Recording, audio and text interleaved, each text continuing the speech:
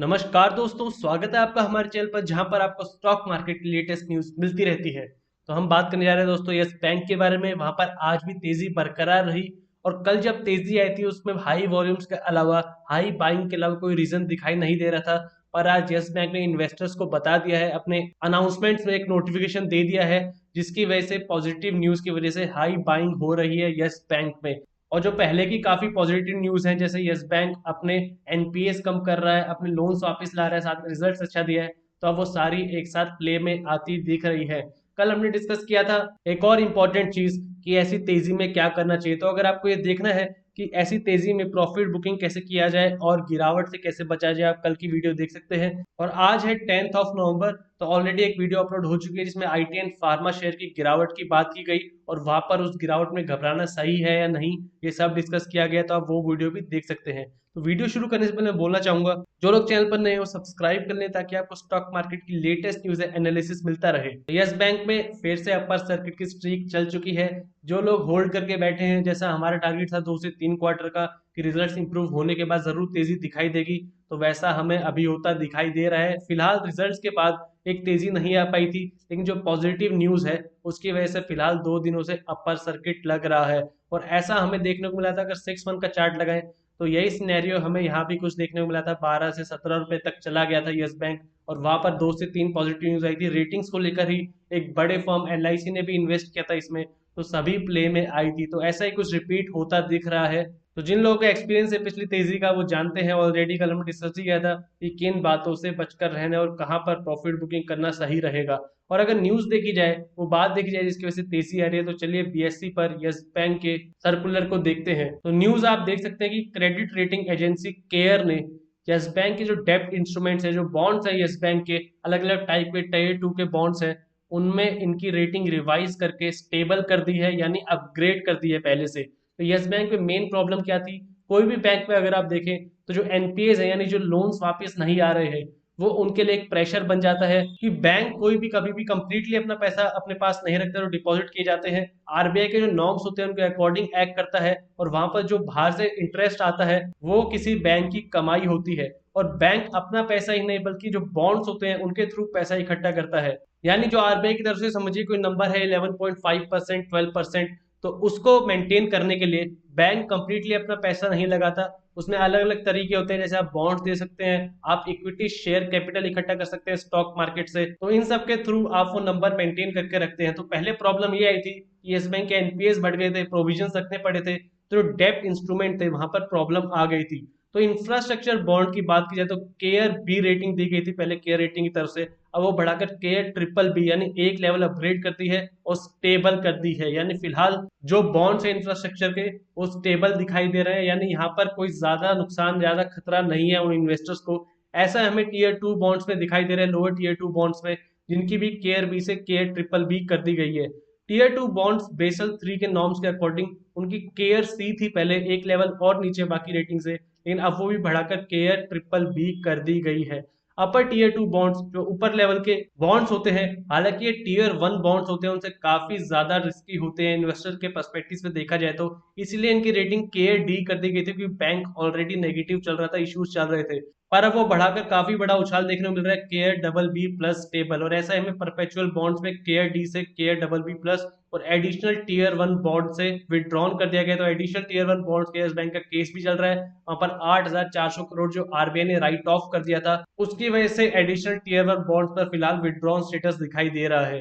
तो ये न्यूज जैसे ब्रेक हुई, वहां पर यस बैंक में पैसा डाल दिया गया, तेजी शुरू हो गई। और ऐसा आपको यस बैंक के नहीं, जो छोटे रुपए के स्टॉक्स होते हैं, छोटे अमाउंट के स्टॉक्स होते हैं, वहां पर कोई भी पॉजिटिव न्यूज की वजह से आपको तेजी देखने को मिल जाती है और डायरेक्ट अपर सर्किट लगता है, क्योंकि लिक्विडिटी बहुत अचानक से इंक्रीज होती है इन स्टॉक्स में।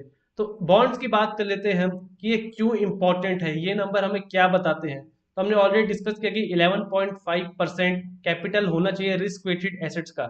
रिस्क वेटेड एसेट्स यानी समझिए कोई बैंक अगर 100 रुपए लोन दे रहा है, वहां पर सामने वाले बंदे ने एसेट्स अपने रख दिए हैं 50%, कि अगर लोन चुका नहीं पाए तो 100 रुपए में से 50 रुपए रिकवर हो सकते हैं, जो भी उनके साइंस होते हैं, कॉन्ट्रैक्ट होते हैं। लेकिन जो बाकी 50% है वो ट्रस्ट पर बेस्ड है, वो बैंक अपनी बुक्स में रख लेता है रिस्क वेटेड एसेट के हिसाब से।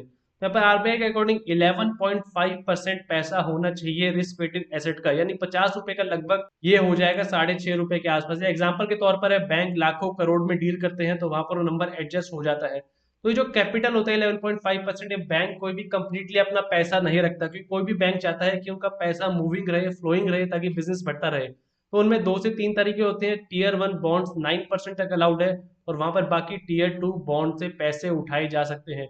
तो टीयर 1 बॉन्ड्स हम पहले भी डिस्कस कर चुके हैं, कॉमन इक्विटी टीयर, यानी शेयर कैपिटल से पैसे उठाए जा सकते हैं। एडिशनल टीयर 1 बॉन्ड्स, ये बॉन्ड्स होते हैं जहां पर इन्वेस्टर पैसा डाल सकते हैं, उनको हाई रिटर्न्स मिलते हैं। जो नॉर्मल सेविंग्स अकाउंट पे आपको मिलते हैं उनसे काफी ज्यादा हाई रिटर्न्स मिलते हैं एडिशनल टीयर 1 पर, इसलिए अट्रैक्टिव हो जाते हैं। और यही प्रॉब्लम चल रही है कि जब यस बैंक का इशू आया तो आरबीआई ने ये लोन्स राइट ऑफ कर दिए, क्योंकि वो लॉ गाइडलाइंस के अकॉर्डिंग था। तो वहां पर जो इन्वेस्टर्स थे उनको 8,400 करोड़ का नुकसान हुआ। नॉर्मल इन्वेस्टर्स ही नहीं, बल्कि बड़े बड़े फर्म से इनके 200 से 300 करोड़ डले हुए थे, उनको भी नुकसान हुआ, पैसा वापिस नहीं मिला। तो इसके अलावा टीयर 2 बॉन्ड्स होते हैं जो हमने ऑलरेडी डिस्कस किए अभी, वहां से भी पैसा उठाया जा सकता है, जिसका टोटल आपको इतना परसेंट करना होता है रिस्क वेटेड एसेट का। तो यहाँ पर इंप्रूवमेंट का साइन, यानी कि जो बैंक की बैलेंस शीट है, जो रिजर्व है बैंक के पास, जो डेप्ट है वो स्ट्रांग है। फिलहाल बैंक पेएबल है उनको आगे आने वाले टाइम में, जैसे इन्वेस्टर्स को प्रॉमिस किया गया है। तो यानी ये जो रेटिंग्स बढ़ाई गई है, यहाँ से एक इंपॉर्टेंट बात निकल कर आती है कि यस बैंक की बैलेंस शीट सुधर रही है, वहां पर इंप्रूवमेंट हो रहा है, और साथ में जो हमने रिजल्ट देखे अभी पॉजिटिव आए हैं। अब अगला जो मेन झटका लग सकता है, यानी बोल सकते हैं जो मेन इशू आ सकता है यस बैंक के साथ, यानी बड़े बैंकों के साथ भी, जो मोरेटोरियम को लेकर न्यूज आती है कि बैंक पैसा अभी वापस ला नहीं पा रहे हैं, अभी ऑर्डर नहीं दिया गया है। तो अब वो कितने अमाउंट के होते हैं लोन्स, कितना परसेंट रिकवर किया जाता है, कि सुप्रीम कोर्ट की तरफ से बोला गया, आरबीआई की तरफ से भी बोला गया है कि कुछ ज्यादा समय दे सकते हैं। 2 साल का लोन 3 से 4 साल का किया जा सकता है, यानी पहले जो अमाउंट आना था हर महीने ईएमआई के रूप में या जो भी लोन्स के रूप में वापस आना था, वो थोड़ा कम आएगा, या थोड़ा लोन राइट ऑफ कर सकते हैं 20 से 3%। तो ये जो कंप्लीट सिनेरियो है, ये बैलेंस शीट में कैसे इफेक्ट होता है इस बैंक के, अब वो आगे इफेक्ट करेगा इन रेटिंग्स को भी। और इस बैंक के लिए अगला सीरियस जो इशू टैकल करना है वो होगा, और वो हमें लगता है कि नेक्स्ट क्वार्टर तक पता लग सकता है। तो ये थी मेन न्यूज, इसकी वजह से काफी इन्वेस्टमेंट हो रहा है इस बैंक में। आज अगर देखें तो अपर सर्किट लगा है तो डिलीवरी ऑब्वियसली हाई है। तो 8 करोड़ से ज्यादा शेयर्स ट्रेड हुए हैं, उनमें 6 करोड़ 60 लाख से ज्यादा शेयर्स उठा लिए गए हैं।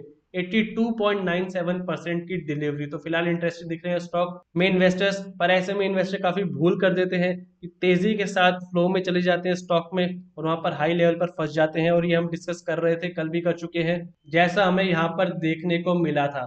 तो आपको पैसा भी कमाना है, साथ में ऑपरेटर के खेल से भी बचना है। तो दो इंपॉर्टेंट चीजें रहती हैं ऐसे स्टॉक में, जहां पर अपर सर्किट लग जाता है, सिर्फ बायर्स होते हैं या कुछ समय बाद सिर्फ सेलर्स होते हैं। तो अब कल का दिन काफी इंपॉर्टेंट रहेगा इस बैंक के लिए। वहां पर मार्केट में जरूर तेजी बनी हुई है, फिलहाल पॉजिटिव न्यूज भी आ रही है, ग्लोबल मार्केट ही अप है, तो वहां पे यस बैंक में भी तेजी बनी हुई है, उस न्यूज ने एक्स्ट्रा बूस्ट कर दिया है। तो पिछले कुछ समय के ट्रेड से एक बात साफ दिखाई दे रही है कि 12 रुपए 20 पैसे ये काफी इंपॉर्टेंट लेवल बन गया है। पिछले एक हफ्ते तक यस बैंक ने ये लेवल नहीं तोड़ा। जब तेजी आ चुकी थी बैंक निफ्टी में पिछले 8 से 10 दिन में, बैंक ऊपर की तरफ नहीं गया, पर नीचे का लेवल भी ब्रेक नहीं किया। तो ये लेवल इंपॉर्टेंट है।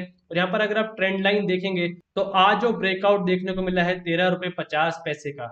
हालांकि जो टेक्निकल लेवल्स हैं वो ज्यादा असरदार नहीं होते ऐसे स्टॉक्स में जहां पर आपको अचानक तेजी, अपर सर्किट और लोअर सर्किट लगता है। लेकिन फिर भी अगर हम पास्ट हिस्ट्री देखें तो एक लेवल जो हम बहुत टाइम से डिस्कस करते आ रहे हैं, 14 रुपए का लेवल, तो कल अगर ये तेजी बरकरार रही तो ये लेवल ब्रेक हो जाएगा। और ये 21 सितंबर के बाद पहला टाइम होगा जब ये लेवल ब्रेक हुआ है। तो काफी लंबे समय के बाद, 1.5 से 2 महीने के बाद ये लेवल ब्रेक होगा। एक इंपॉर्टेंट सपोर्ट था पहले जो रेजिस्टेंस बनकर रहेगा, तो देख सकते हैं आप 2 से 3 बार आपको रिजेक्शन देखने को मिली। तो अब ये तेजी कब तक कंटिन्यू होगी कोई नहीं बता सकता। बाजार में पॉजिटिविटी बनी रही तो हो जाएगी, कोई बड़ा प्लेयर पैसे निकालने लगा तो आपको गिरावट भी देखने को मिल सकती है।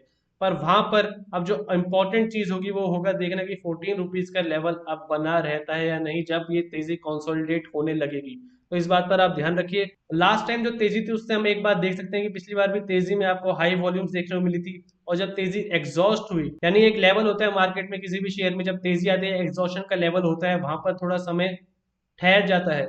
तो यहाँ पर हमें देखने को मिला था कि वॉल्यूम्स एकदम से लो हो गई थी। देख सकते हैं आप 1 से 2 दिन पहले 706 मिलियन, तो उस टाइम एफपीओ आया था, इसलिए तेजी में ज्यादा वॉल्यूम्स दिखाई देती थी 70 करोड़ के आसपास। और 2 दिन बाद ही आप देख सकते हैं ये 3 करोड़ रह गई थी। तो काफी ड्रास्टिक ड्रॉप आया वॉल्यूम में, जिसकी वजह से आप देख सकते हैं एक साइन हो सकता है कि अब रिवर्सल आ सकता है। तो लास्ट टाइम से हम ये सीख सकते हैं कि वॉल्यूम काफी इंपॉर्टेंट प्ले करेगा कि कितना इंटरेस्ट बना हुआ है तेजी के बाद भी, कितने लोग फिलहाल अभी पॉजिटिव हैं इस बैंक में, या किसी भी आप जिसमें अपर सर्किट लगे या किसी में भी तेजी चले तो आप इस लेवल से देख सकते हैं। तो ये थी दोस्तों यस बैंक से रिलेटेड लेटेस्ट न्यूज एनालिसिस। फिलहाल एक पॉजिटिव न्यूज आई है और फंडामेंटली हम ज्यादा देखते हैं इस बैंक को, फंडामेंटल स्ट्रांग हो रहे हैं, काफी ज्यादा नेगेटिविटी भरे टाइम से बाहर आए हैं बैंक, और वहां पर जो MD and CEO Prashant Kumar, उनके जो गोल्स हैं वो धीरे धीरे अकम्प्लिश होते दिख रहे हैं।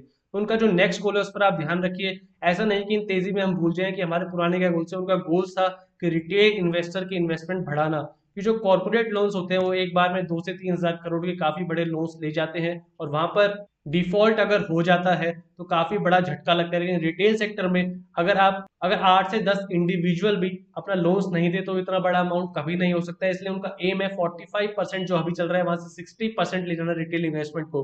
तो आगे आने वाले क्वार्टर्स में कैसे बढ़ता है नंबर, आगे वो डिसाइड करेगी बैंक के गोल्स कैसे बढ़ रहे हैं। और साथ में एक और इंपॉर्टेंट चीज बताएगी कि ऑपरेटिंग एक्सपेंसेस को कट करना है, जो खर्चे हो रहे हैं वो कम करना बैंक के, जिससे प्रॉफिट और बढ़ सके। तो ये 2 से 3 इंपॉर्टेंट चीजें होंगी जो अगले क्वार्टर में हमें देखनी है। साथ में जो कोई न्यूज आती है वहां से हमें इन्फॉर्मेशन मिलती रहेगी। तो ये थी दोस्तों यस बैंक से लेटेस्ट न्यूज एनालिसिस। वीडियो पसंद आए तो लाइक कीजिए और ऐसी और वीडियोस के लिए हमारे चैनल को सब्सक्राइब कीजिए।